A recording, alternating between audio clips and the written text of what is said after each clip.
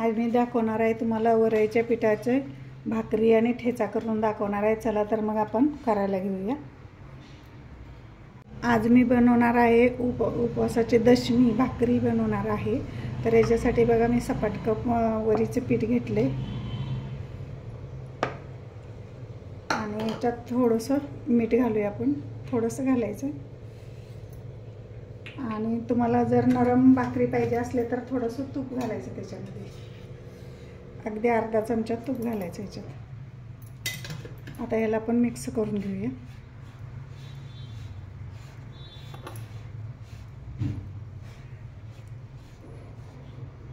इथं आपलं आता मिक्स झालेलं आहे बघा। तर मी तवा ठेवलेला आहे, याच्यात मी आता गरम पाणी करून घेणार आहे चांगलं भाकरीला बाइंडिंग येण्यासाठी। याच्यात आपण थोडं गरम पाणी करून घेऊया।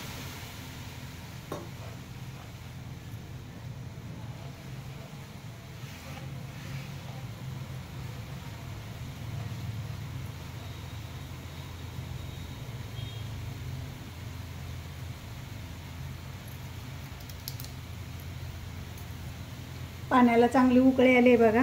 आपण आता याच्यामध्ये घालून घेऊया। आता हे बघा, आपण आता पाण्याला उकळी आले, पिठामध्ये घालून घेऊया पाणी।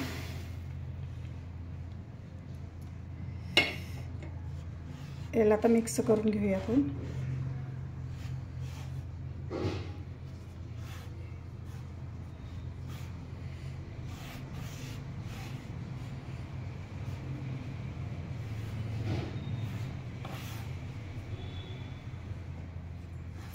त्याला आता मिक्स केले आपण। थोडंसं त्यावरनं गार पाणी थोडं थोडं घालून मळून घ्यायचं चांगलं पीठ आपण।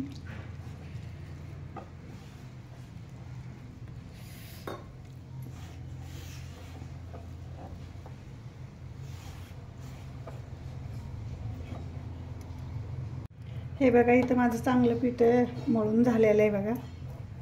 मऊ लुसलुशीत असं मळून झालेलं आहे।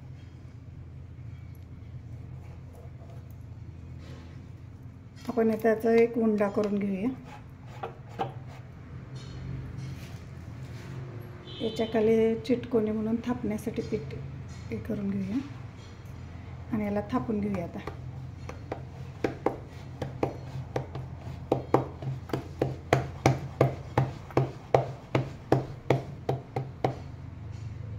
हे बघा, इथे माझी भाकरी थापून झालेली आहे। इथे मी तवा गरम करायला ठेवलेला आहे।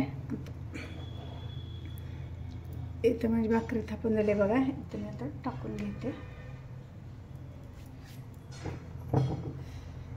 त्याला तर आपण वरून पाणी लावून घ्यायचं आहे। आपण ज्या बाजूने पिठाला आपण थापायला थापली होती ना, ती बाजू वरती करायची आणि याला पाणी लावून घ्यायचं।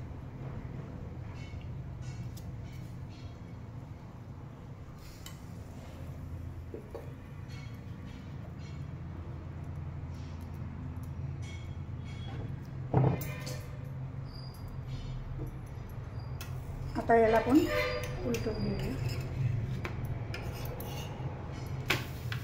बघा, छान अशी मस्त पांढरी शुभ्र झाली उपवासाची भाकरी। कोणी दशमी म्हणते, कोणी भाकरी म्हणते याला। हे बघा, दुसरी पण मी त्याच पद्धतीने असं थापून घेणार आहे।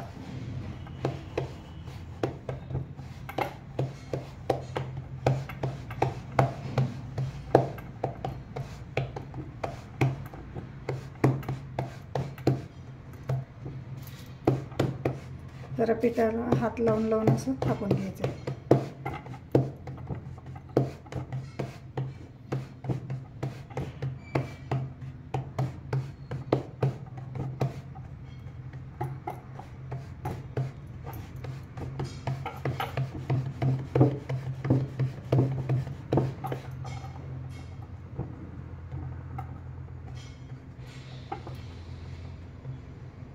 इथे माझी भाकरी बघा ही थापून झालेली आहे। इथं आपण आता भाकरी भाजली का बघूया। आता हे बघा, पाठीमागं भाजलेली आपण आता ह्याला हे करूया, भाजून घेऊया आणि याला कपड्याच्या सहाय्याने असं हे करून घ्यायचं।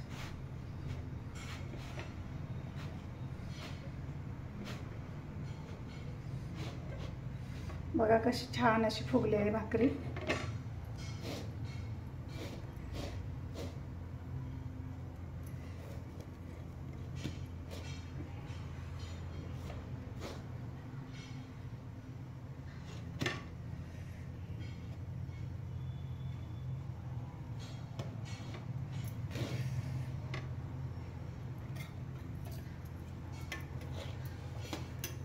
हे बघा अशी खरपूस अशी छान मस्त अशी भाकरी झाली, टम्म फुगलेली बघा. आपण आता हे काढून घेऊया. आता हे पण दुसरी पण भाकरी याच्यामध्ये टाकून घेऊया.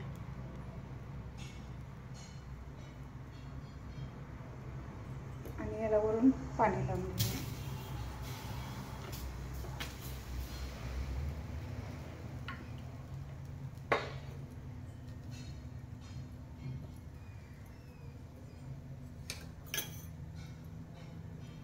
आता याला आहे ना आपण पलटी मारून घेऊया.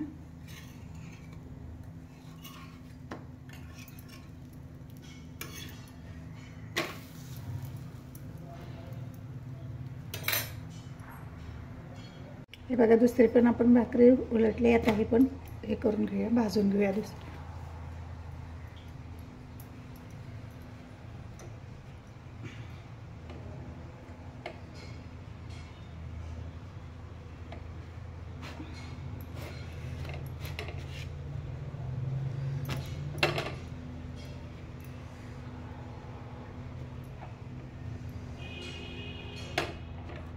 हे पण फुगल्या भाकरी पण इथं फाटली ना, त्यामुळं हे बघा,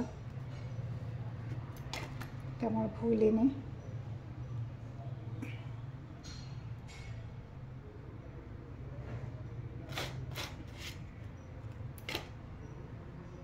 हे बघा इथं आपली खरपूस अशी भाकरी भाजलेली आहे बघा, छान अशी.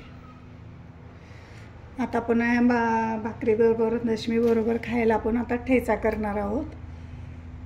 इथं बघा मी दशमी बरोबर खायला ठेचा करणार आहे. तर आता मिरच्या मोडून घ्यायच्या आहेत आपल्याला. अशाच टाकल्या तर उडतील म्हणून आपण तोडून घ्यायच्या आहेत.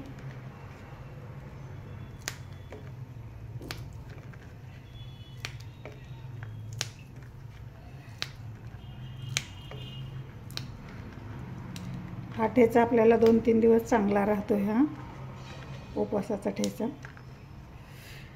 तर आपण आता याच्यात भाजून घेऊया तव्यामध्ये. आता मी त्याच तव्यामध्ये करणार आहे. याच्यामध्ये आपण आता तेल टाकून घेऊया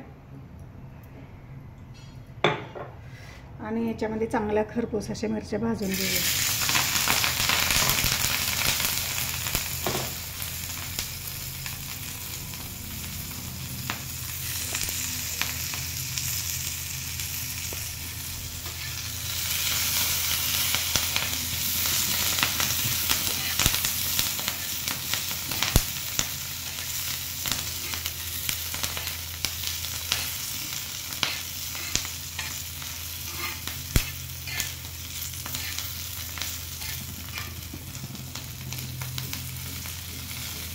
हे बघा इथं आपल्या मिरच्या भाजल्यात. आपण आता गॅस बंद करूया. आपल्या मिरच्या भाजून झाल्यात. याच्यामध्ये आपण मीठ टाकूया आणि याला आपण आता या मटक्याच्या साहाय्याने बघा पुन्हा त्याला घोटून घ्यायचं.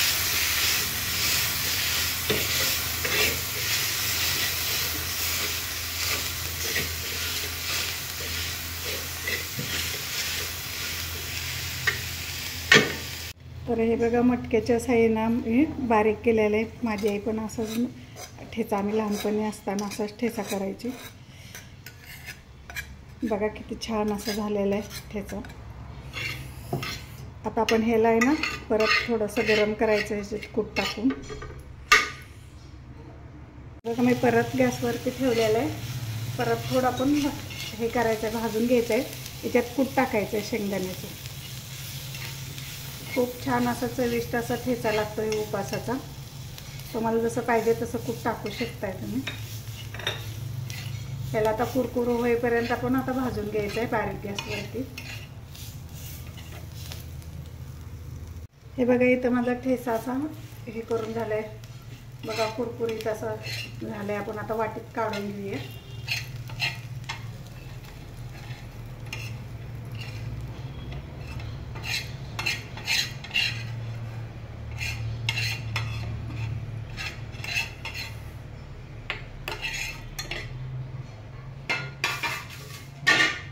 बघा कसं छान असं कुरकुरीत झालंय.